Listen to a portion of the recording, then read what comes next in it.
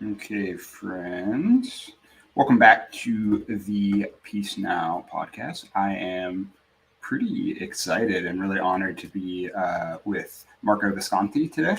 How you doing, Marco? How's your? Not too bad, not too bad. Thank you for having me. It's nice to be here.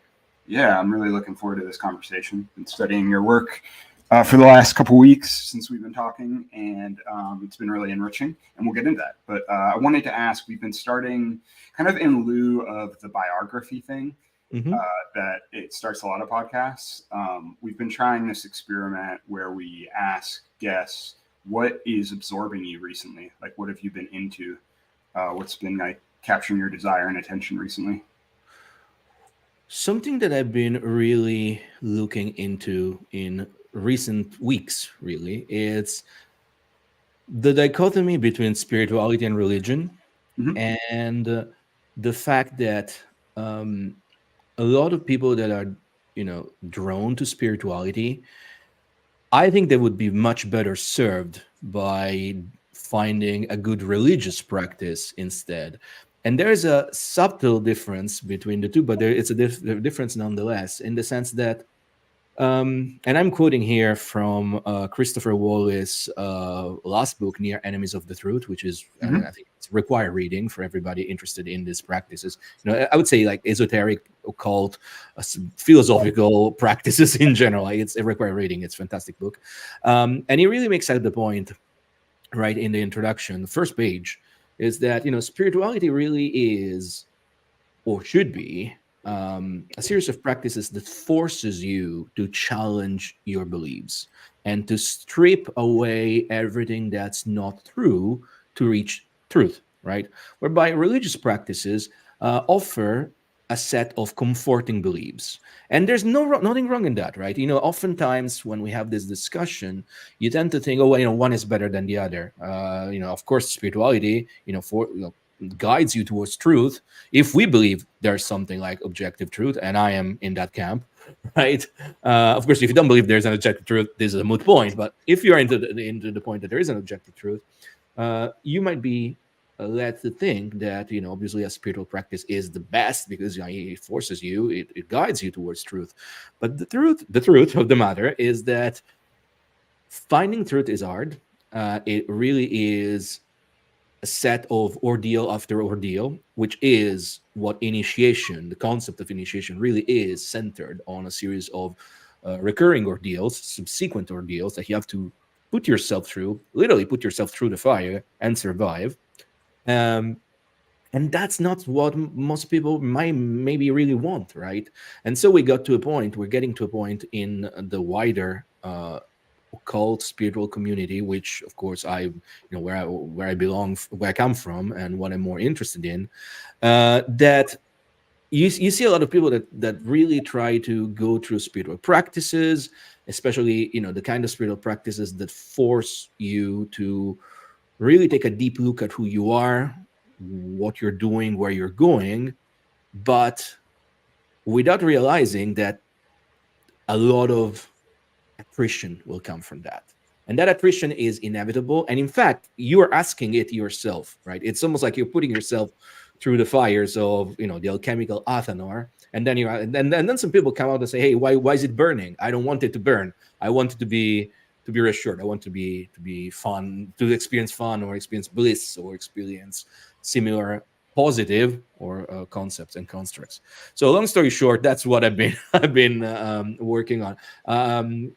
My upcoming live stream, I do live streams on YouTube, my channel, it will be about this. The title right now is, if unfortunately, if you've been doing like YouTube as well, so you know that a little bit of clickbaity Mm-hmm. titles always help, right? So the title is more about like, do we really need magical orders? I don't remember exactly what I wrote, but something around that.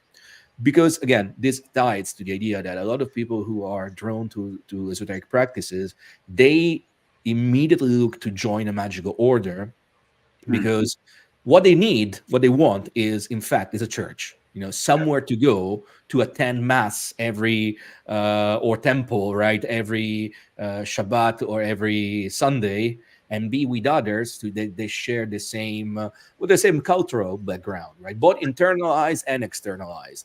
But the reality there is, from my experience of 30 odd years into the, that kind of betrays how old I am. But in that experience, like, I learned that that couldn't be like, there couldn't be a worse way of approaching a spiritual and initiatory path, because the church vibe will never give you the it will never really put you on the path towards truth, and in fact will actually create a series of burdens and hindrances towards that. Usually the big problem, I spoke about it a lot in previous writings and articles that I posted on Medium, on Substack, and whatever, is that in fact, the big problem is that these magical orders, like every church, are strictly hierarchical, and so nepotism and favoritism becomes a big thing, right? That was my experience in Ordo Templarientis in the OTO, which is a complete clusterfuck of nepotism. At the same time, it's true that maybe some people will be much better served by that kind of experience if they learn how to navigate the problems that come with with that experience. Again, favoritism, nepotism, and from time to time actual abuse of various kinds. If you're able to navigate that, and to be fair, the reality there is that most churches are organized by fine people, and most local lodges of any order are organized by fine people, right? But you might still find the problem the problem child here and there. Long story short, they're two completely different approaches. One is, and they're both valid, right? I would say that people should really sit hard with themselves and try to answer this question, because I think this question is relatively easy to answer. Even if you're a complete beginner at the beginning of your path, even if you only picked up, I don't know, my book, which is for absolute beginners, I think you should be able to ask yourself, okay, what do I want? Do I want to go onto a spiritual path that will challenge me and will force me to grow, often through through hardships, okay? Or do I want to just find a group of people whereby I can experience the aesthetics or the comforting beliefs that I find a use for right now? And of course, you could go into the path of the church first, and then emerge from that and say, okay, no, I had this experience, I want to have the other experience now. But the truth is that spiritual evolution, spiritual attainment, initiation, while I strongly believe it is for everyone, in Thelema, in the book of the law, it is written, the law is for all, every man and every woman is a star, in meaning that anyone, no matter what is their gender, status, whatever, right? Like, everybody who's an incarnated human being has the inherent right to initiation and to to aspire to the starhood of mankind, which is the divinity of mankind. But it's a very long and hard path. And so maybe it might be that in this incarnation, if you believe in reincarnation, or if you don't believe in reincarnation right now, it might be just that your experience in life is just to go to church and enjoy the companionship, the camaraderie, and those comforting beliefs. That's absolutely fine. But I really wish that in the cult community, we will finally at least make this big caveat clear from the very start. So I don't know if that answered your question. I tend to ramble, so apologies for that. I tell you immediately, but yeah, it's fascinating. Yeah, you've been absorbed recently in this distinction. It's cultural, at least in the U.S. We talk about I'm spiritual, not religious. That's a big thing. And then you're drawing this distinction, which is spirituality is defined as the pursuit of truth. Yeah. And religion is, I was thinking of like what Karl Marx says, the opioid of the masses. It's a bit polemical, but it's like, yeah, I mean, like you can say you can give it a polemical spin, right? And unfortunately, I would say Marx was definitely the first of them. But of course, like if you see under a polemic lens, immediately people might be thinking, well, I'm not stupid. I don't want that, right? Right. It's not about being stupid. Right. It's about being honest with yourself and say, like, am I ready pretty much to go to war with the universe so that I can extract from the universe those nuggets of gold that are difficult to find. I mean, think about how you actually mine for gold. Like you have to mine, right? Or you have to sift through, to rivers. Like it's hard work, right? It's the same idea, right? Mhm. Like there's no, I really don't believe in the commodified spirituality of the new age marketplace. And I say this as someone who makes a living on selling courses. I am very open about that. Like, and I actually don't feel bad for doing that. It's a job like any other. It's a job that landed on my lap during the lockdown years. Because lockdowns like completely changed our lives, right? And out of sudden I was like, okay, the job I was doing before, it's not happening anymore, so what can I do? I can do this. And I ended up being reasonably successful at that. So like I really don't have any problem with the marketplace per se. I mean, we live in a capitalist society, late capitalist, like the hell of the hellish hell of them all, right? But so I will never begrudge anyone making a living out of it. But I think that there's been an incredible simplification of the concept of and the hardship of spirituality, so that people are led to believe that it's easy, it's straightforward. It all started with New Thought, really, and it then in the last 30 years become The Secret and the manifestation, and then manifesting everything. Like if it was that simple, we would be all millionaires. And the reality there is that we're not. So it's harder, but at the same time, I definitely commend everybody who decides to go onto that path, because it's hard. It's very difficult. It's the path I've been on and off, more on than off, but still, I mean, I did, I did stray from time to time, as everybody does, because unless you commit yourself to a monastery and you remove yourself from the world, you will stray. There's no problem. I mean, there's no doubt about it. So like I do definitely commend those who decide to go on that path of spirituality. At the same time, I also realize that maybe most people will be just much better served with finding their community right now. On the same time, at the same time, I also really have a problem with that it was Timothy Leary that famously said like find the others, right? Yeah. Which is such a powerful slogan. You think about it, and it's been used by many others, occult influencers, bloggers, YouTubers. It's so powerful, right? Because of course, I would say anybody who has either a religious or a spiritual afflatus, they both look for they're both different from the masses, in general, unless I mean, of course, if your religious afflatus is to be an evangelical Christian or you're a Catholic or whatnot, I mean, that's as mainstream as it can get. But if you're looking for religion in different places, you're looking for the odd one out, right? You feel the odd one out, and you look for your similars, right? So of course it's a powerful message. Now the problem of this message is that a lot of people that made their slogan forgot that Leary himself, like that was step 2. Step 1 was finding yourself. I mean, Leary really advocated, for the use of psychedelics, for the use of any kind of mind altering techniques in order to first finding yourself. And once you found who you are, well, who's like me, right? But that is the spiritual path. And of course, as I guess and everybody listening here will know, psychedelics can be fun, but can be really scary as well. Especially if you engage with them without really knowing what to do. I mean, I might have been there myself. Let's put it that. And I learned some valuable lessons. It's like I really believe that the psychedelic experience would be immensely beneficial for most people if we were to administer it with the proper shaman, right? The proper the real facilitator, somebody who's really know what the experience can give to people, and then you'll be able to find the others. And the others might really be those who want to belong to a church and they want to, work together, having a set of beliefs that they share. So creating community and culture, which is, of course, fundamental human necessities.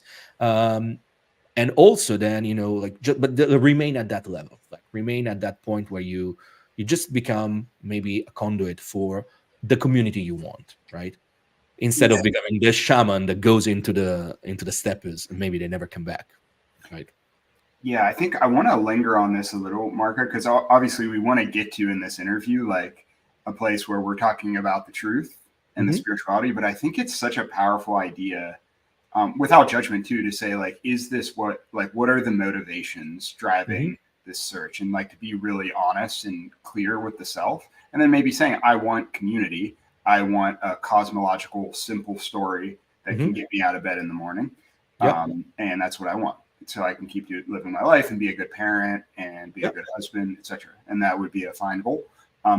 So just lingering on that as an idea and as an option, um, I'm just thinking about how conflicted, like how if we're joining something for one reason and the stated purpose of the thing is for another reason, it Mm-hmm. creates this like recursive inner conflict, which is Yep. really, really sad, because like something like initiation might bring up something in the soul or the psyche that Yep. is going to lead to rejection from others, like something vile, something horrible, something that needs to be expressed.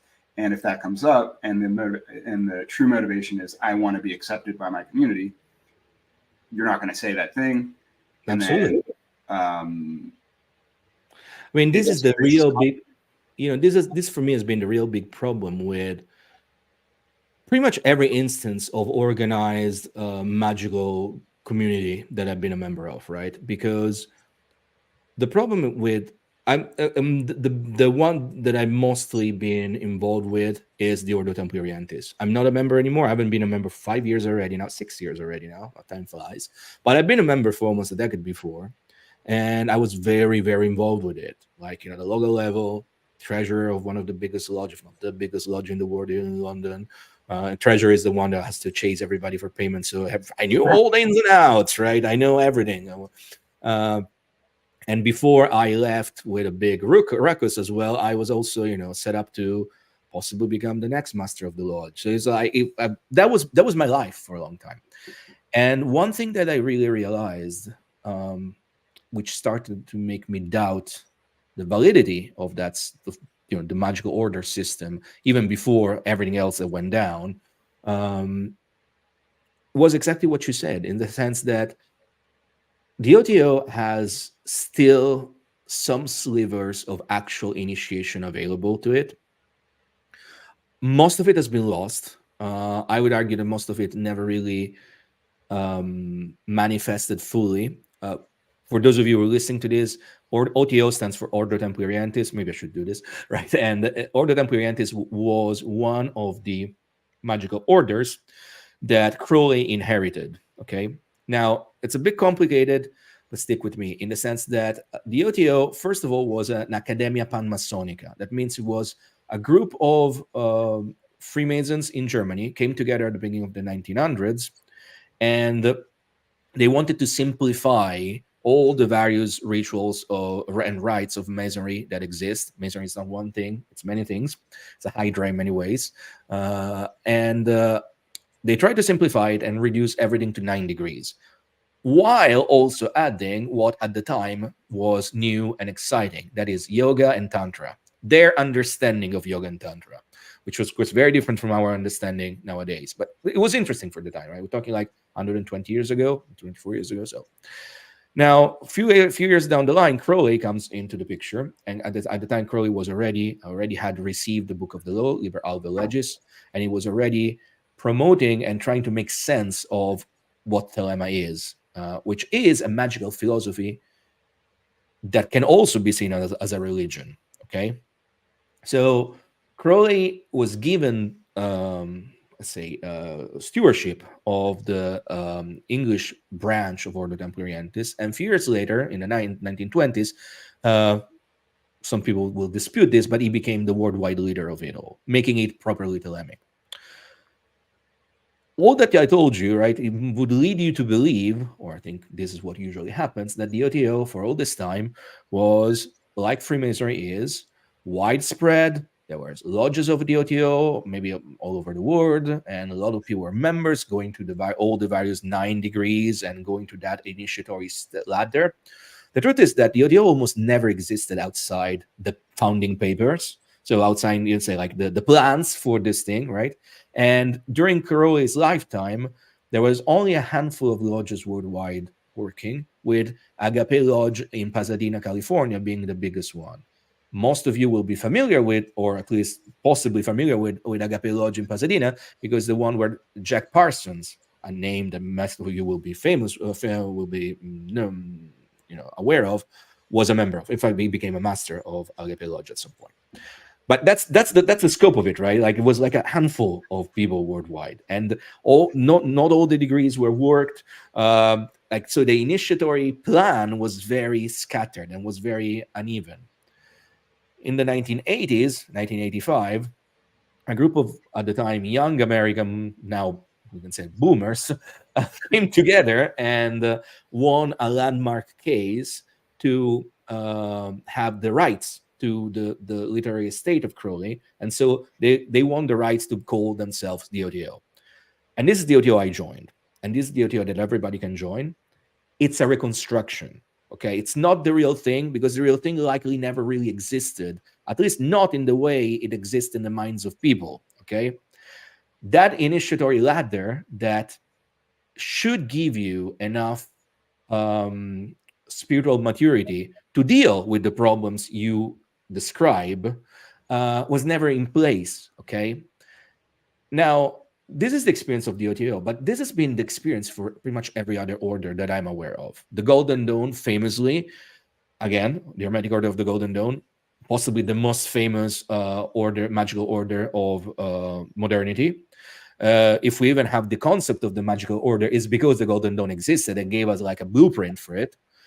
It only existed between 1888 and 1901. Everything that came after 1901 is a reconstruction, and there's been many of them: the Stella Matutina, the Alpha et Omega, the Waira, the Golden Dawns that you can go on, because there are many different expressions of the Golden Dawn you can join today. They're all reconstructions, right, of varying degrees of valued and worthy reconstructions, but that's what you got. Okay, same thing. Like some of them will have stronger initiatory ladders. Some will be very weak at that, and that's the problem, right? That is the big problem with magical orders, is that I would argue that if you know of a magical order, if you heard the name of a magical order, if you can join a magical order without being invited into it, that's not it. That is a reconstruction of various kind, which will create the problems you describe, because in some way the people facilitating those initiations maybe never had what we call, to use a Sanskrit term, the parampara, the lineage, like properly imparted onto them, and they possibly never received proper instruction on how to deal with with community problems, with people going through initiation and not being able to deal with initiation.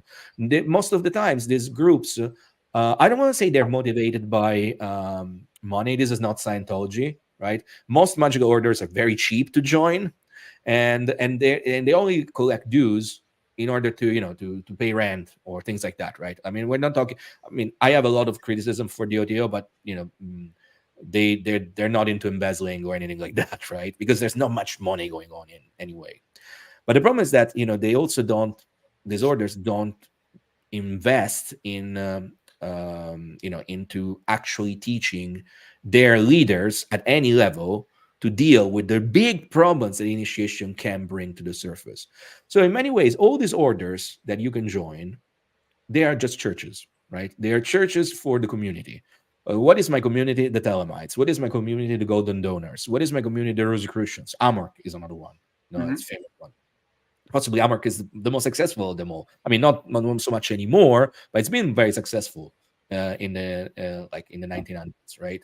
So it's kind of crazy to think of the 1900s. I was born in the 1900s.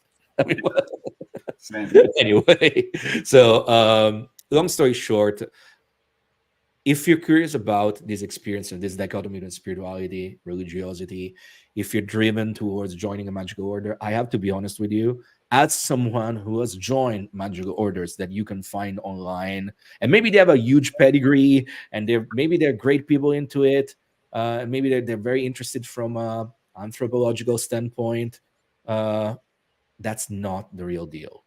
No magical order with a proper lineage and with a proper magical parampara or magical afflatus, whatever you call it, they're not found on the internet. I would say they exist, but you won't be. You need to be approached by them.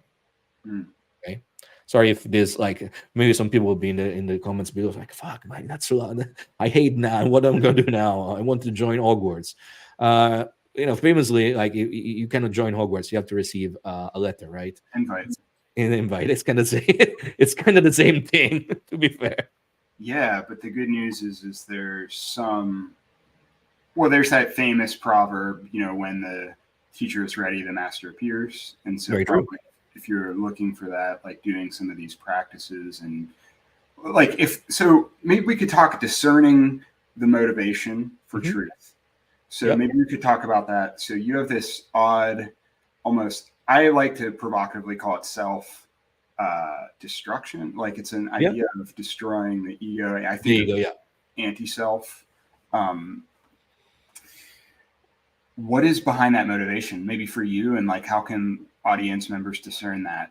Because it's like anti-community. It's like all these human desires. Oh, you know what? Like, for instance, like you mentioned this idea of ego dissolution, which is another big. It's a buzzword, right? Like you find it pretty much in every contemporary spiritual discourse. It's all about destroying the ego. The ego is bad. The bad ego. I would say that without the ego, we wouldn't be here, right? Like we would not be having a conversation. If you dissolve your ego, and you're not ready for whatever happens next, you are going to suffer very badly, right? So again, I really believe. So where does this idea come from? At least I can tell you, in my practice, which is Thelema, of course, right? This idea stems from the fact that in Thelema, the final initiation, right, is the one that leads you from the grade of adept to the grade of master. In Thelema, there are only 3 degrees, right, or 3 grades. There is like the manovert, the lover, and the hermit, which represent the neophyte, the adept, and the master. Very simple ideas. Like you can wrap your mind around this. Like entry level, you don't know anything. Then you become good at that, and then maybe you start to have a glimpse of the divinity of who you truly are, and then you become a master of it all, right? It's similar to the concept in yoga, in moving, for instance, from dharana, concentration, into dhyana, which is proper focus on and union with an object, in samadhi, which is the union with the all, right? It's the same ideas, okay? The final part, the mastership, like the crossing of the abyss, which is a Kabbalistic term, again, super abused, leads to the dissolution of the ego. Okay, this means that if you were able to become an adept first, achieve what is called knowledge and conversation with the Holy Guardian Angel, lofty term, really means the beginning of samadhi. Okay, really means the beginning of what Jung called identification. Is it in English identification? I think that's individuation. Individuation. Thank you. That's what Jung called it, individuation. Okay, and then there's the second step. That's the first step. The second step is almost like understanding that the ego, that is your incarnated self, is an illusion. It's a mask you put on. But your true nature is of divine nature, of divine self, of divine nature, right? It's a very difficult, very advanced step that a lot of people in spiritual discourse nowadays consider it the starting point. Because everybody speaks about the dissolution of the ego. Everybody speaks about, you got to dissolve the ego. The ego is bad. The ego makes you do all the things you don't want to do. The ego is, makes you act in ways you don't want to act. That's not what the theory says at all. In many ways, the theory says that, if you want to move, use a little bit of a Kabbalistic, Hermetic Kabbalah, of course, I'm talking about Jewish Kabbalah, but Hermetic Kabbalah framework, and use the tree of life. The first step, the individuation, happens in Tiferet, and Tiferet is connected to the concept of the sun. Okay, and the sun, it's very much ego, right? It's Apollo. It's something that projects its light and illuminates everything, right?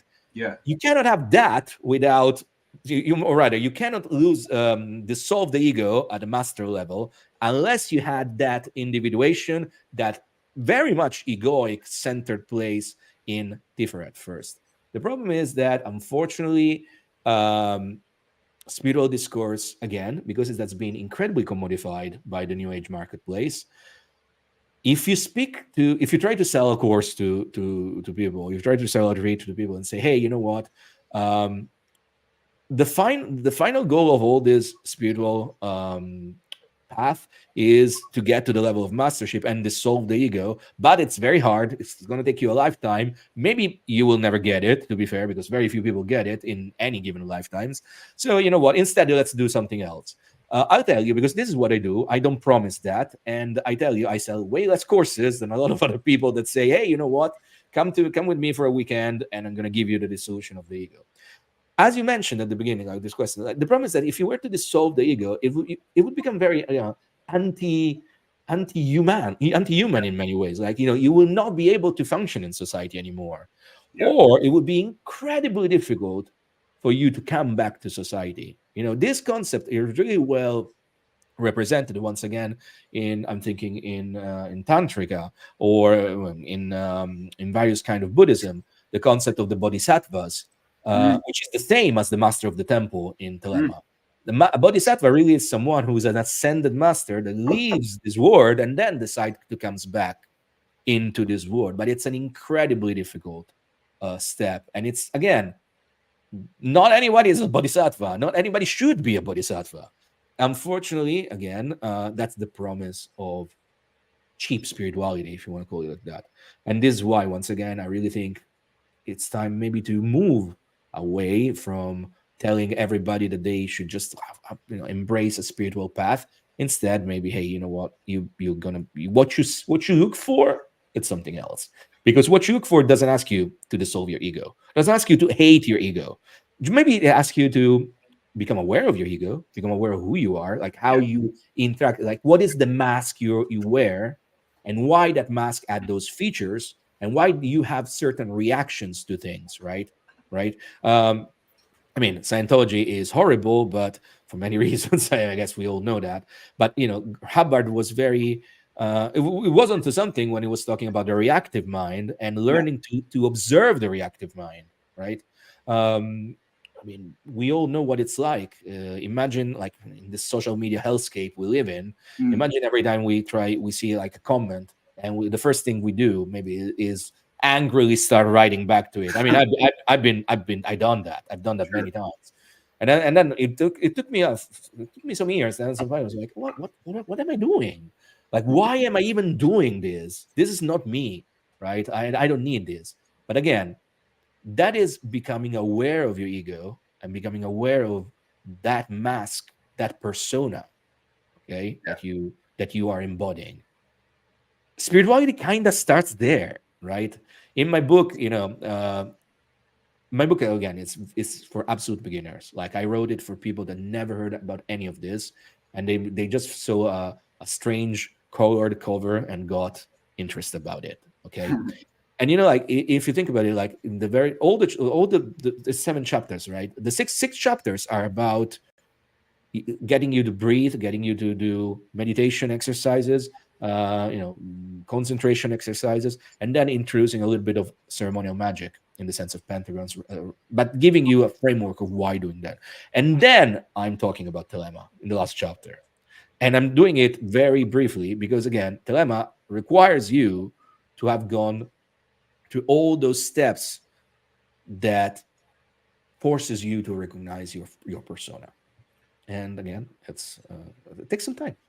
That's Okay, so I want to circle back to the pedagogy, the magical pedagogy that you're introducing in your book. But first, I want to compare and contrast. I want to do a little like cultural criticism, I guess.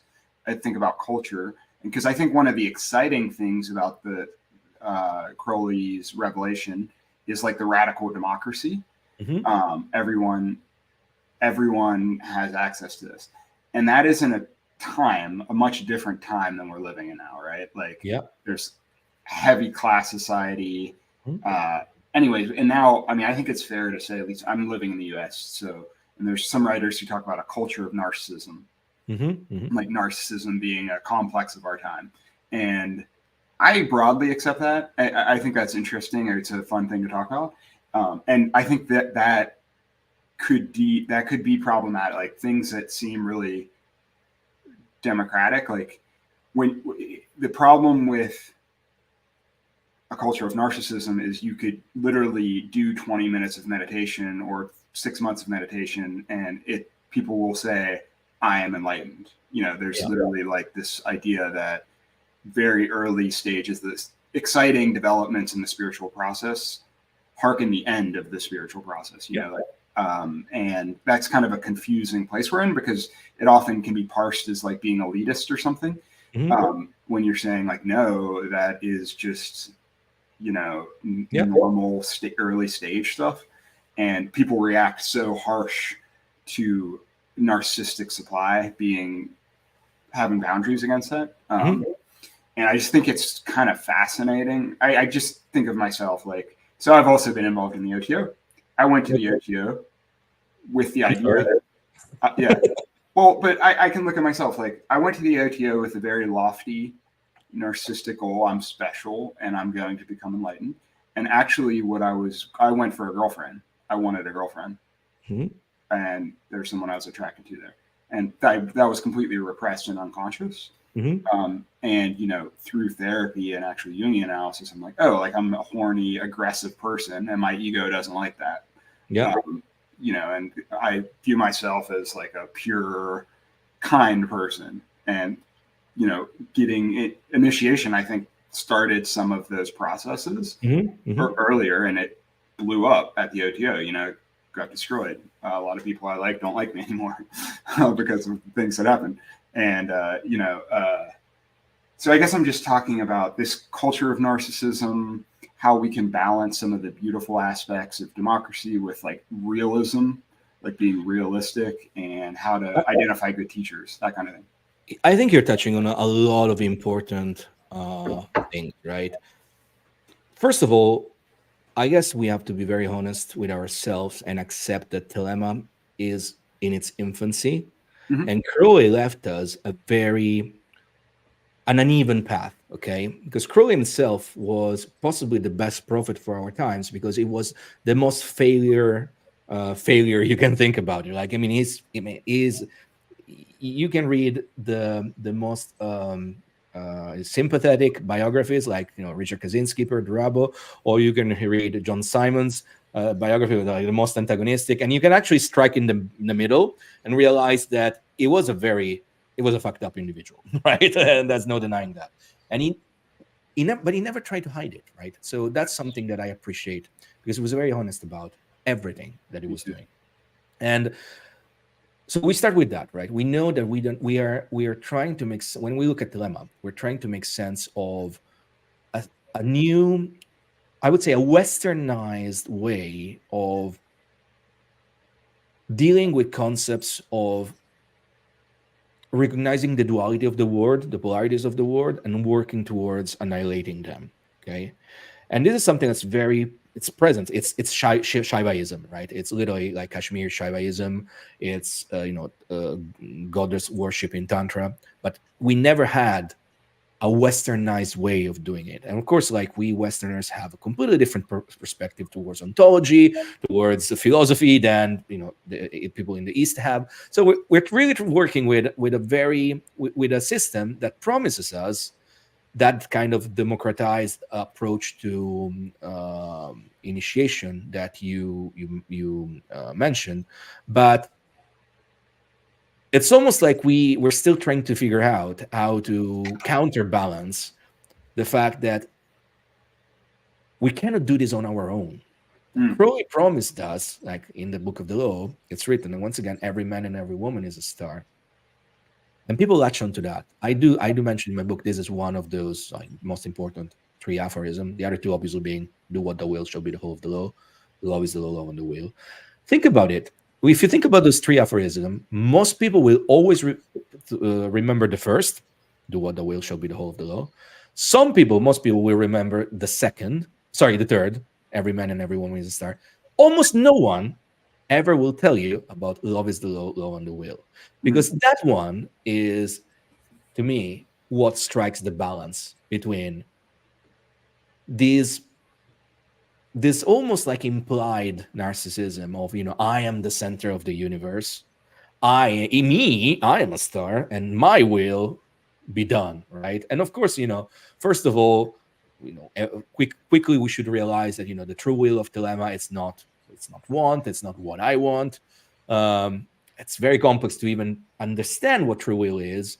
In many ways, I like to describe it as the will of God, of the Godhead, right? So it's in many ways, it's like learning how to put ourselves onto the path of the universe, right? Like finding ourselves as Hadith being the center of the universe being Nuit, a circumference that has no hand. So Hadith is the center everywhere, right? It's you start looking at these little analogies and metaphors, and you realize that true will really is finding yourself at the core of the universe and going along with that flow. And it's not easy, it's not simple, etc., etc., etc. But the last aphorism that everybody tends to forget is that love is the law, love and the will. You have to temper all of this with love, and that love is agape. It's not eros. It's that agape, that sort of, I won't say compassion. Maybe it's a strong term, but maybe it's also a correct term. It's a strong term, especially because Thelema is force and fire. It's a fiery, also maybe from time to time, antagonistic practice and antagonistic philosophy. But at the same time, it should be always balanced out by that agape, by that compassion. Or it's almost like the sense of love for the universe, for being the universe itself and all that it contains. Now, once again, not easily said than done. Also because I really think that Thelema is incredibly experiential. Like we can talk about, we can talk about Thelema for hours, and we will not have given our listeners even the slightest hint of what Thelema really is. You have to do it. You have to sit yourself with yourself, with the rituals, with the text, and work with them. Now, there's another thing that a lot of people don't like to hear.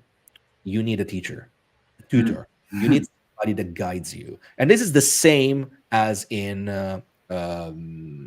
tantrics. Like in tantra and tantra traditions, tantra lineages, you have the guru, right? You have to have a tutor. In famously, the AA, Argentum Astrum, which is the other order that Crowley, this one he founded. At least he founded, like I say, a temporal expression of it. It's all based on the tutor-student, like the superior and the student relationship. Now, this is not a foolproof system. You still can things go horribly wrong, and we know that things can go horribly wrong in guru-like environments. With all the idea that the guru becomes like sort of a divine figure. We know a lot of horror stories from maybe also like all the Netflix documentaries like on Osho and whatnot, right? But at the same time, it's the hard pill to swallow is that if you are hell-bent on going onto a spiritual path, you will need somebody to guide you, even at every step of the way, right? There will be a moment, I feel, codified, for instance, in the knowledge and conversation with holy guardian angels, so Tiferet in the Tree of Life, whereby the angel, which from my perspective is God, will become your teacher, will become like, it will become you will start getting them almost like downloads from above. But up until that point, which is again, it's you don't start with that. You got to work for it. You need somebody to guide you, and the reality is that somebody to guide you is going to be another faulty human being, no matter how advanced in their practice they might be, and they should be obviously, but will be faulty human beings. So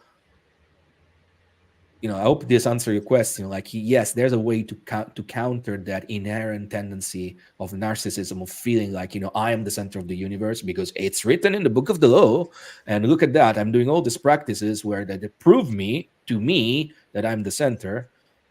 If you stay with yourself, you'll believe those. You'll believe that, and you will possibly explode at some point, right? Like, you spoke of the fact that you had some bad experiences with your initiation. I mean, I'm commend to you the fact that you decided to go on therapy. I always suggest everybody. I tell Mhm. everybody that studies with me, say, hey, if you want to do this, you need to have done therapy, or you Mhm. need to start doing therapy now.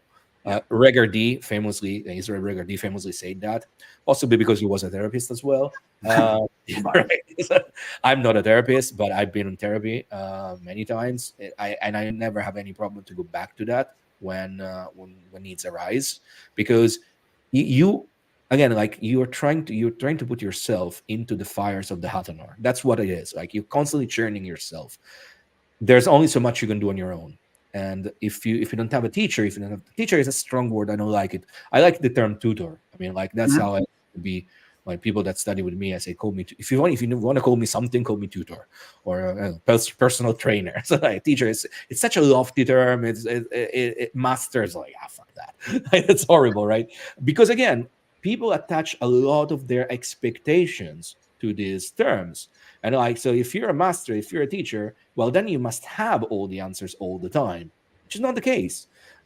Most of the times, a tutor in a spiritual practice, I would say, especially in Thelema, it's somebody who's gone through those steps before you and has a vested interest in not doing you harm. Okay, so it's like, okay, I'm not going to harm you. I'm going to try to tell you and course correct when I can, and maybe, of course, like, when it comes to intellectual questions, like, maybe if you ask me, what is the meaning of this passage, maybe I know, and I'll tell you, right? Interesting enough, when it comes to the holy books of Thelema, which I think it's what should be studied, Croy left us very little commentary, and for the book of the law, he left us several commentaries. They're all in conflict with each other.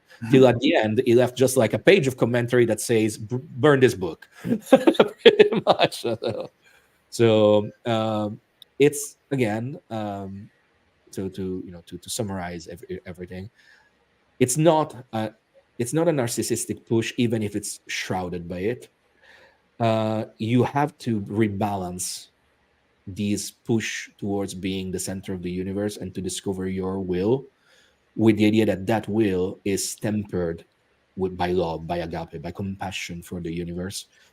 And unfortunately, you cannot do it on your own. Like, maybe you can start it on your own, but you will need a proper tutor that is going to be good for you. So maybe you even have to go through one, two, three, four before you find the right one. And because if not, you're not going to progress. That's how it is. And in fact, you're gonna put yourself in harm's way. Um, Unfortunately, the OTO cannot help you with that. Uh, I mean, I don't know if you how polemic you want to go with it, but I know that I have no evidence whatsoever that the OTO can help you with that. Mhm. Uh, I don't know. Maybe I was very unlucky here in London, and I say this, and every time I say this, I have some of the people that I'm still in touch with the OTO. We're still friends. They say, "Oh, come on, Marco, you're always like so negative. We had good times." Yes, we had great times. I mean, before everything went to shit, we had fantastic times, but it was always about camaraderie. It was always about getting together, even like doing initiation, doing the Gnostic Mass. It was beautiful, but there was no real initiation in that, because the initiation could not be faulted. Like, everybody would get their degree anyway. Like it was a given, right? Like, you cannot miss the point of initiation. And then the initiation was never explained, because one big narrative in the OTO is that you have to discover for yourself what each degree means, Yeah. which is not true. Those degrees have specific meanings, right? Uh, Yeah. I don't know if it was the same. I don't know how many degrees you went through, and I Mhm. don't know if it was the same for you. But here in London, it was really about, and it was really about, like, like, yeah, McCrory left us a commentary to Minerva, which is degree 0. Most people Mhm. go to Minerva and nothing else, and then left as a very like a schema of of a commentary for first degree and nothing else. The rest you have to come up with yourself, which is, I mean, cannot be like that, right? There is a meaning.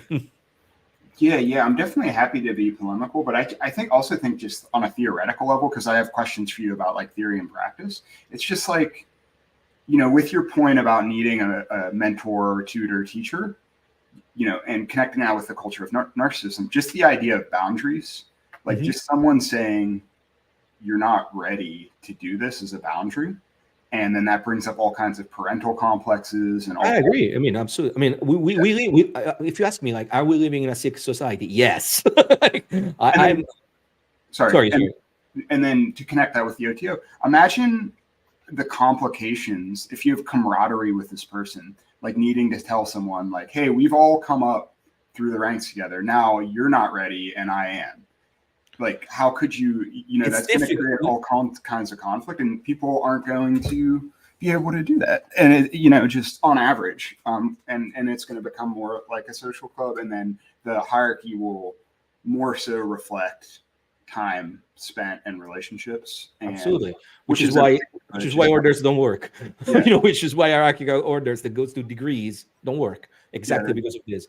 Like what works is the fact that people outside of any given hierarchy might come together and might study together, but there's no grade or mark or anything that's given to them. Like they go through the work, and their tutor will tell them personally, individually, like, you're ready for this, or you have to work harder for this. Instead of thinking like, if you change this narrative and you look like about you use the metaphor of, I don't know, an athlete preparing for the marathon, right?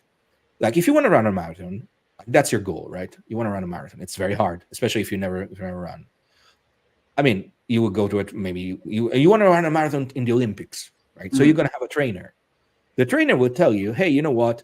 You've done great now. You're ready to run a marathon. Or will tell you, you know what? We need 6 more months. We need 8 more months, right? People should start to understand that is the kind of relationship that works with magical evolution and magical advancement. If we keep staying with the idea of degrees, of grades, of marks of favor, like look at me now, I'm 3rd degree, and you've been into the OTO again. I don't know how many degrees, but in the OTO you get more stuff on your robe the more you get advanced, and people can see it. Say, okay, that guy 3rd degree, that guy 4th degree, that guy 6th degree. Wow, look at that. He even has different things, right? Oh, look at that. There's a sword now. Now he has an apron. Oh, it must be cool. Unfortunately, that is not working for a magical, if you're interested in magical advancement, because the reality is that person number A might take 10 years but see advancement, while person person B maybe will be able to go to incredibly advanced state of intuition in 3 months and never go further than that, right? Maybe you cannot be, you can, there's no one size fits all. That's it. So every time you reduce this to a social group where grades are given and people see it and they expect them at some point, like you said, since we live in, I mean, I would say even if we're living outside this culture of narcissism you speak of, it's going to be hard for people to to swallow it, right? And say, whereby if it's not like the way the AA was put together in Crowley's mind, I mean, I argue that's not what's it's like now. But like ideally, you would only know your superior, you would only know your tutor, and that's it. You would never know anybody else, and you would work with your tutor, and your tutor, which will always be at least 1 grade ahead of you, so he's gone through everything you have to go through, will tell you, you know what? Yes, no, yeah, like that's it. Now, of course, humanity is lives through social constructs. So even all the various AA lineages you can join today, they all ended up becoming again social clubs of various kinds, more and more social, some are less socials, but you get to know everybody these days. So again, you will see, oh, why this person is now, I don't know, adeptus minor and I'm not. I know that better than him or them. So anyway, I hope that answered your question. I'm going to rambling a little bit. No, it's great. It's great. Yeah, very much so. And maybe pivoting a little to a conversation about theory and practice of Thelema with some of the preliminaries we've talked to. So we're convinced now, the audience, if people are here 55 minutes in, we're on the path. We want to at least explore the path of spirituality. And so a big milestone in your work in Thelema is knowledge and conversation, guardian angel, and then you have this pedagogy of like meditation and yoga, etc. And so we could, with looking at your courses, you've got a course on the HTA and you've got a course on Magic Without Tears. You could say like the first one, and your beginner's book is like practice, and then obviously there's a lot of experiential stuff like you mentioned. But I also want to talk, since we are in the realm of concept language here, theory. And just to throw one more thing in, you mentioned a kind of additional challenge we have as Westerners, which is that we're framing this through a Western, usually unconsciously, a Western ontology, metaphysics, heavily influenced by the Enlightenment. And, Crowley even in the Equinox does the method of science, the aim of religion. So that's like another layer I want to throw into it. And so, yeah, just kind of, that's a lot of words, but theory and practice and how okay, so these things. Yeah. I mean, I would start with what you mentioned about the Equinox, right? The Equinox was Crowley's journal where he was trying to publish magic in theory and practice, but also, novels and stories, anything. It was a bit of a container, right? The motto was scientific illuminism, which is it was so good at slogans that stick, right? 100 and something years later, we're still with scientific illuminism. Famously, the corollary of that was the method of science, the aim of religion. Again, genius, right? So the aim of religion, knowing yourself, knowing God, but the method of science. So not going there by faith or by belief, but trying to test your theories step by step. It's a beautiful idea. It doesn't work in the sense that, in my experience, scientific illuminism is, again, it's a slogan. It's something that attracts people, but also sidetracks them, because there is no way, or maybe I'm wrong, or maybe I'm bad, right? But I'm going to be honest with you, and I'm going to tell you this is my truth, right? Like, there's no way you can truly be scientific about spirituality, about magic. Magic adds to the experience something that in the Book of the Law is defined as the factor infinite and unknown, right? And again, that factor infinite and unknown might just be consciousness itself, right? Which we haven't yet mapped completely. I don't know. Maybe one day we will, right? Like with advancement in neuroscience, maybe one day we will be able to say exactly what consciousness is. But where we're staying right now, we haven't, and definitely we didn't at the time when Crowley came up with this idea. And so when we come, where do we go? Where do we go from here? Like if we're dealing with not an exact science, okay? If we're not dealing maybe with a science at all, because remember that Crowley also, defined magic in many ways, but famously defined it as the science and art of changing reality according to your will. Not verbatim, but it's an art as well, right? And an art implies, again, something that maybe it's not so easily pinpointed and put into neat little boxes for us to replicate ad libitum, right? So this brings up the problem with pedagogy that you say. Like, so what do we have to do? How do we get to these stages? Can you follow my the steps that I lay out in my book and in my courses, and if you go step by step, will you get there? My truthful answer is no. like in the sense that you will not find anything that can give you 100% success rate. Okay, if anybody is promising you that, be wary because they're lying to you. There are more tried and tested ways for somebody to start from zero and get to hero, right? But there is no one size fits all again. Uh, Famously, Crowley also states in One Star in Sight that, and again, not quoting verbatim, but that no one knows what is the name of someone else's god or the ritual to invoke them. This Mm. means that that God is the knowledge and conversation with the holier than angel, right? That moment of individuation, that moment of the first moment of initiation proper. No one knows, Crowley says, how you get there. We can only give you, we can only put you, on a similar path because there's this one star that is in sight. It's there. We can see it, but we travel to this path, and we can tell you, hey, this is the path I traveled. Yours might be similar, but might stray here and there, or might be completely different. In I think that at the beginning of the path, there are a series of practices that are extremely beneficial, which are the ones in the book, right? And they're very simple. A lot of those practices were new and groundbreaking at Crowley's time. Nowadays, we know them very well as yoga. We know them very well as mindful meditation, right? We know them very well through other kinds of more mainstream names because they seeped into the mainstream over the last 100 years. And then there's some more obscure ones, right? Like, for instance, the use of ceremonial magic, Yeah. the use of why do we need these strange tools, these incantations? What do they mean?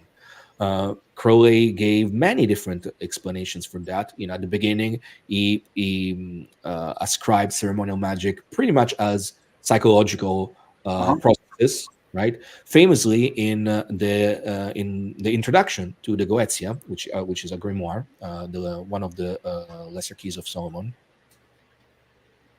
he pretty much printed Mother's translation with his own introduction. Crowley used to do this a lot. And the introduction is called The Initiated Understanding of Ceremonial Magic. Title might be wrong, but something like that.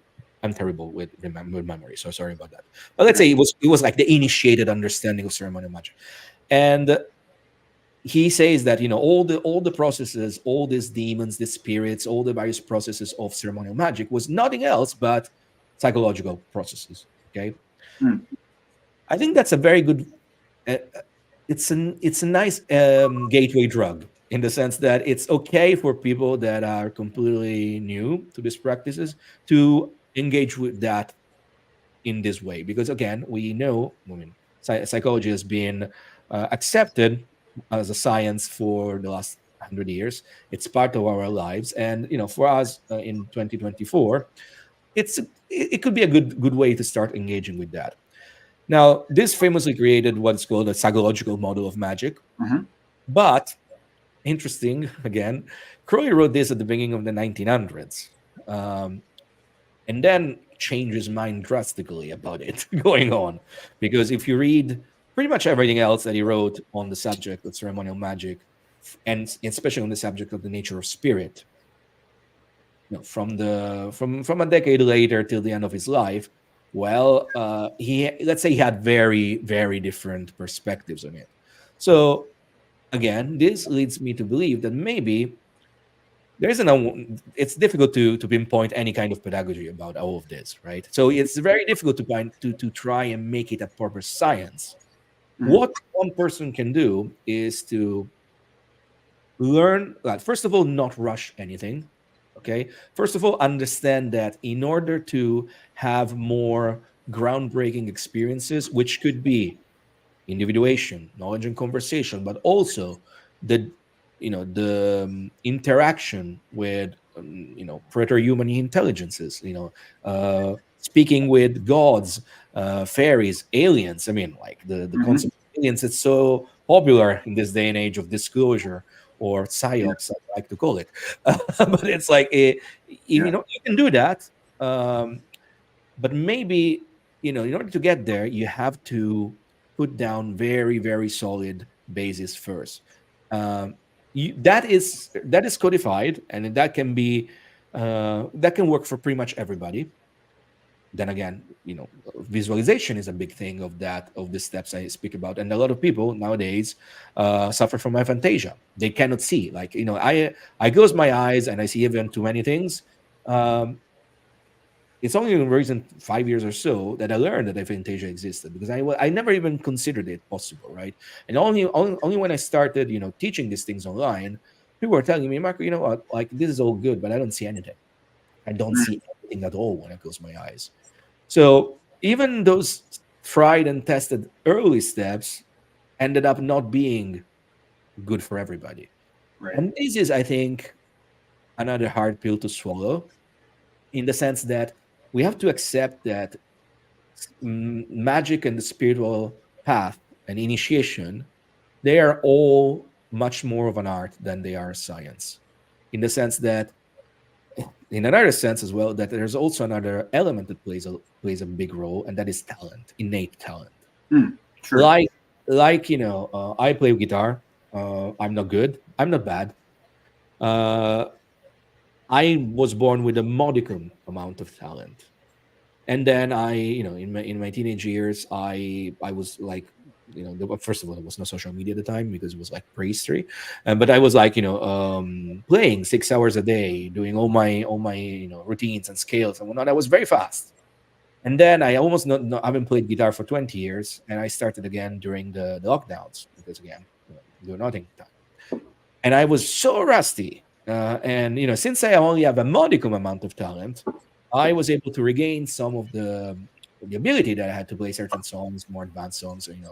I like metal, so all Mhm. shredding things in the 90s, but not so much anymore, because also I don't put in all the hours that I used to put in. There will be people that, I know musicians which have an insane amount of innate talent. They can do things I will never be able to do. That's another hard pill to swallow. It's the same thing with spirituality, with magic, with initiation. Some people will be more gifted with it, and that's how things are. Again, how do you say this in this day and age without people jumping at your throat? You don't, or you say it and people jump at your throat, and that's about Right. it. There's Yeah. no way around it. Yeah. Yeah. I mean, that's the truth. Like, we've kind of started the episode invoking truth, and there's Yeah, some of the risks, pushing back against social conformity. yeah. Because some people hear you're not talented as a personal attack when it's just a descriptive. It's just a matter of fact, right? Yeah. It doesn't matter that you cannot do it.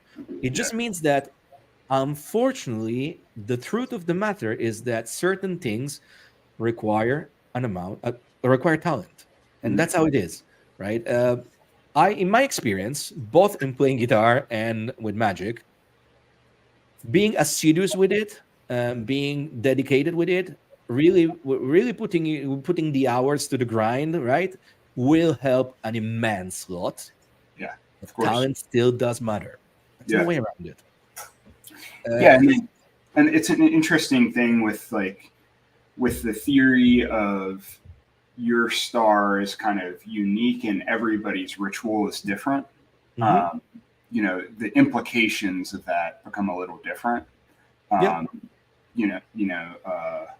So it's just something to think about. I want to ask. So there's kind of two threads I want to go down. So the first one is, I'm just thinking. I've got like a bit of a philosophy habit, Marco, and you mentioned like ontology, and so I think about the thing you said about earlier about like ontology and metaphysics, and then what you said about like Crowley at one point saying the goetic demons are part of the brain or the mind, and then maybe having a more spiritual model. I think about, like, this is an oversimplification, but Western philosophy is basically Plato and then Kant. So Hmm. Plato says there's things outside, which are like the forms, and then Kant says, well, everything's transcendentally Yeah. imprinted on the human cognition, and there's nothing outside of that. And that's a big philosophical debate, materialism and idealism. And there's huge debates about that. And yeah, I think magic is so fascinating because it just gives more fodder to that. Like we don't necessarily have to be full, but you have to account for in your theory, like, hey, You definitely have to account for philosophy, and yeah, but I also think, like, we really tend. I mean, philosophy does this all the time, in the sense that a philosopher always tries to find a model that works, right? That mhm, explain reality.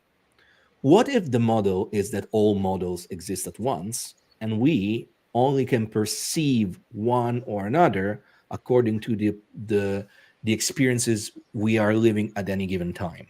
yeah, I would think that this is like author Jason Miller uh-huh, wrote a very interesting blog on his website called strategicsorcery.net, if I'm not mistaken, mhm, about like leaving behind the meta model of magic, which was, this idea that came from chaos magic, all the chaos magic, of like using whichever works for you.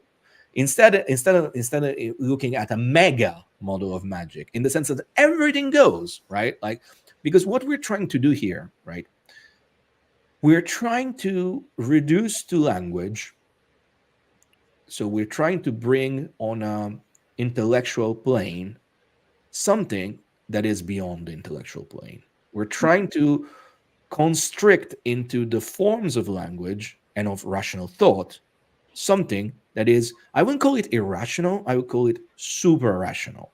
mhm, Okay, it lives somewhere else. uh, another Another analogy that I may use is that of course, we live in a four-dimensional universe, like mhm, three-dimensional physical dimensions and time.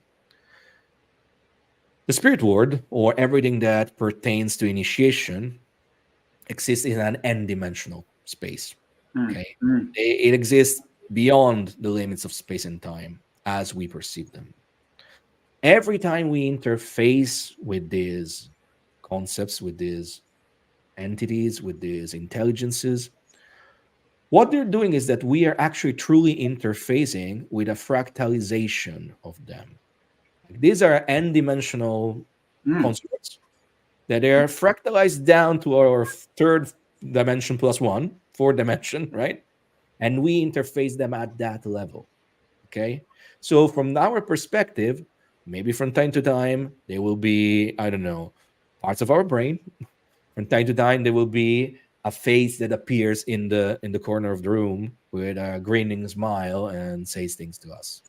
mhm, And at another time, again, they may be gods or goddesses or fairies or aliens again, right? This is something that I think, I mean, I really insist on this a lot in my teachings, is that, like, especially in the West, because of the Enlightenment, as you said before, we've been led to believe that our rational mind can make sense of it all. mhm, Our rational mind has served us very well, because mhm, it's undeniable that enlightenment and the drive towards rationality gave us the last 400 years of, relatively living in the best times ever, right? No matter all the wars we still wage to each other, no matter all the horrible things humans do to each other. Well, it's not the Middle Ages, let's put it like that, right? uh, the the leaps and bounds that science gave us in terms of, medicine and whatnot, it's all thanks to our rational mind. Unfortunately, our rational mind won't serve us when we try to interface with spirituality, and I use spirituality in the widest term possible, right? yeah, And so, a magician, somebody who decides, that doesn't, back, circling back in the beginning, that doesn't want community but wants the Athanor and wants the flames of transmutation. A magician has first and foremost learned to be a juggler. Famously in the tarot, the magician was called originally le battleur, which means a juggler. mm, What does a magician juggles? Well, first of all, juggles the rational approach with the super rational approach.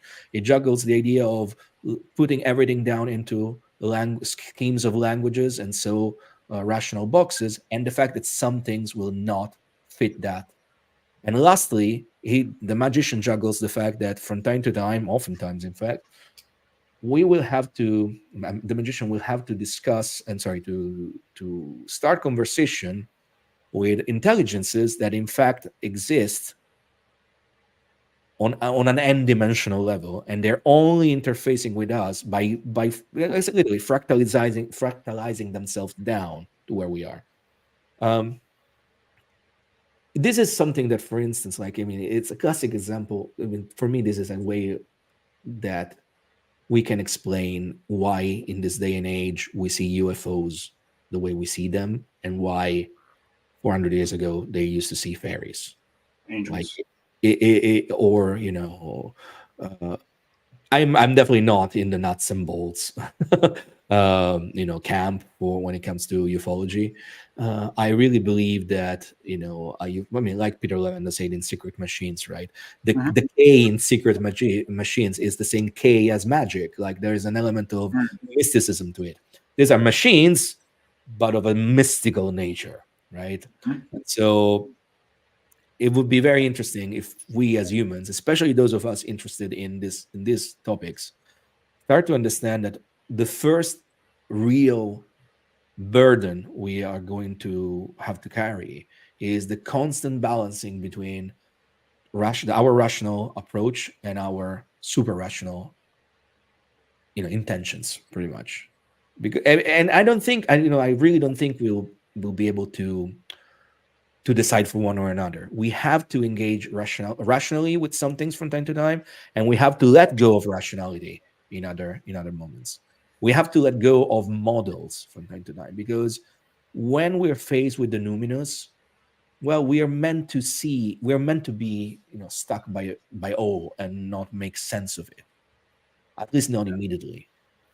Yeah, I think that's one. It's a challenge I'm working with Marco too. When we talk about our different, how psychology can be an obstacle to spiritual growth and truth is like, I like order. Hmm. I like to make order out of chaos, and so like Yeah, magical systems and psychological systems are helpful in that way, but they're also yeah. very limiting. They lower the definition of Hmm. what we're looking at. Even if we're like you're saying, like even if we do look at something that's real, it's necessarily like a Hmm. human brain is going to refract Yeah, yeah. something into time that might exist outside of time, for example. If that's what entities are doing, then yeah, that's going to be necessarily limiting, which is scary. It is very scary, absolutely. Yeah, yeah. But So again, I think it's meant to be scary. right. I think we should welcome this fear, like this, if we can call it, like almost like this positive fear, this fear Mm. we're going to look for. Um, Remember that, I mean, like when we look at even the concept of, for instance, the monstrous, like what creates like fear in us. I mean, monstrous comes from Latin monstrum, and monstrum means a prodigy, something that, in Oh, fact, I didn't know that. monstrum it is really the divine that presents itself in an unexpected way and leave us shocked.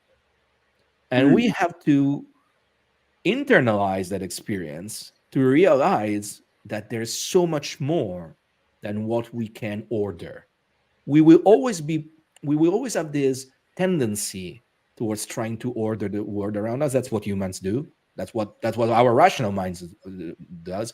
It's very much like the conflict between the how do you say that in English? The Apollonian and the Dionysian, right? Like, Apollos, the god of sun, everything ordered, and Dionysus, the god of wine, which is Pan, really, like is the manic, right? That is the conflict, right? And I mean, in Thelema, we see that conflict in magic, in Thelemic magic, really very well described by the formula of Lux and the formula of Nox. The formula of Lux being light in extension, that is the formula of the Golden Dawn, which ends at Tiferet. It is the ordering of the cosmos. And once you got to the point of the sun, once you mastered the formula of Lux, you finally realize that there is another sun beyond the sun, whose light is so much more intense that you cannot bear it, and you see only night, Nox. It's a light so bright that it's perceived as darkness, but it still is the second step, right? So you really have to, like, if somebody really wants to order things, it's great, because you're working in Thelemics, in the Thelemic system. You're working in with the Lux formula. You're working, in the, if we're gonna put that back again to the onto the system of grades of the AA, between neophyte and adeptus, right? That's the golden dawn, right? You're in the golden dawn outer court. But then you realize there's something else, and that something else, I would say it's where real magic happens. And in fact, it's when you finally start to leave magic behind and embrace mysticism, which is the other side of the same coin. And the coin is initiation. Yeah. Okay. Yeah. And I think even this Lux, it's helpful to hear this. Like, I feel that it's even potentially as helpful as it's ever been, because there is, like, we have a lot of assets to living in this time. We've talked about some of the difficulties, the culture of narcissism. Also, like, we don't have any, like, if you're seeing visions of an alien or something, like, a lot of people are going to think you're crazy. So, like, yeah. And so it's good to be able to trust the mind, yourself, like, I'm not crazy. I know myself. I've been doing this work. I'm grounded. I'm energetically clear. And I believe that. And so I feel that some of the work of ordering helps with that. Absolutely. I mean, absolutely. Again, like, for me, that ordering is, the golden dawn, is the early grades, is the working, again, the book material, right? You cannot go, something that maybe it's not so clear, but so I'm going to say it out loud. Like, I would never suggest anybody to engage with spirit work of any kind, evocation, or in fact, maybe even like C5 connection with aliens, right? Unless you have done all the early work, unless you work with Lux, you cannot work with Nox. That's how it is. Like, you cannot. You're gonna blow yourself. But again, this is where a tutor, or a superior, or a teacher, or a guru, whatever you want to call it, comes into massive play. Because if nobody ever tells you these things, again, since once again we live in the culture of narcissism you mentioned before, people will say, I'm the best, I didn't do it. Maybe because they had, I don't know, they drop DMT, or they drop acid. Do it by all means. I've done it all the time. It's great. But maybe they had like the little glimpse, say, I know what it is. It's easy. I'm gonna do it again. And then they get blown up. Absolutely. Also, this is where having a proper psychotherapy, going hand in hand with your magical practice and spiritual practice is important, because a psychotherapist will always bring you back down to earth. Will always try to say, he always ground you and say, hey, you know what, maybe, I mean, if it's a good psychotherapist, of course, again, you need to find the right person.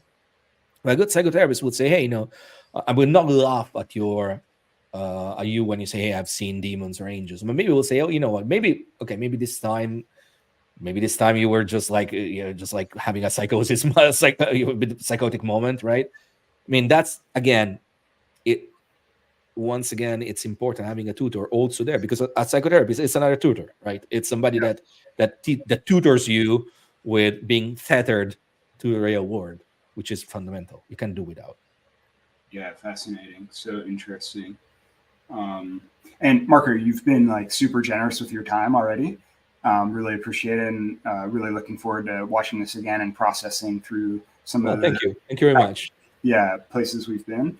And I want to ask, our final question is, how can we help you and get involved in your work if we want to, our audience? Oh, well, I mean, first of all, thank you so much. This has been a really good conversation. Definitely one of my favorite podcasts I've ever done. So Thank you. It's always nice to have somebody who has good questions for you, right? If not, you always discuss about the same thing. So thank you. I mean, marcovisconti.org, you can see it on screen. It's my website, and there you will find really everything I do. Like all there's going to be like abstracts of all my courses, ways to sign up. I also have a Substack that I've started really recently, but I'm trying to keep it. I mean, put something out every week, little articles, little blog posts, talking about a little bit of reviews of books as well, which I started doing again, which I like. And the same thing gets translated also on my YouTube channel. Like, I don't do videos; I only do live streams on YouTube. Mostly because I hate to edit things. So I like the the live stream it kind of is a way for me to, not obsessing over saying the right thing, the right color, the right photo. That's I go into it, I say it, what I say, I say it. But yeah, I do them more or less regularly. What's coming up next? Big thing coming up next is this course called Stairway to Heaven with Peter Levenda. Stairway to Heaven is going to be the course from this book. This is Peter's book from 2008, which is currently out of print. You'll still be able to find some copies, maybe on Amazon. They have leftover copies, but it's out of print. So the course will be a way for you to engage with the ideas of this book, which really is pretty much everything we discussed today. Okay. And it's also interesting because, of course, Peter Levenda, yeah, we don't need to introduce him. Everybody knows him. And he is a good friend of mine. And he pretty much accepted to my challenge to say, hey, let's do this. You want to do this? I say, yeah, let's do it. It's crazy. Let's do it. First time he teaches a class in 40 years. And the last time he did it, it was in the mythical, Warlock Shop and then Magical Child in New York, where something called the Simon's Necronomicon came to be. I'm not saying that there's any connection there, but hey, it's an interesting thing to think about. And Peter is a much better speaker than I am, and is a much wiser person than I am. So it's definitely going to be fantastic. This is going to start on February the 2nd. So we're recording this on the 9th of January. So in a month from now. And again, all the information is on my website. And that's about it. I'm also doing, that's about it. I'm also doing a retreat in France. Oh. Yes, in September this 2024. It is 2024. September this year, I'm going to do a retreat in the south of France. First week is already sold out, so we opened up signing ups for a second week. I tend to, all my courses tend to be on the kind of affordable slide. This one is a bit more expensive, but it's a fully catered week with Michelin restaurants thrown into the midst as well. It's a bit of a retreat with holiday as well. So if you're interested about that, again, you can read about all of that on my website. And yeah, I'm on social media. I try to be away from social media, but I fail. So yeah, I'm easily reachable anywhere. Marco Visconti, you'll find me. Okay. Yeah, we've got it on the screen here, and then when this is published, y'all, the recording, I'll put it in the descriptions. And we just want to say thanks so much, Marco, and to the audience. We'll be back for an episode in the next week or so. And so thanks everyone for your kind attention, and we'll see you next time.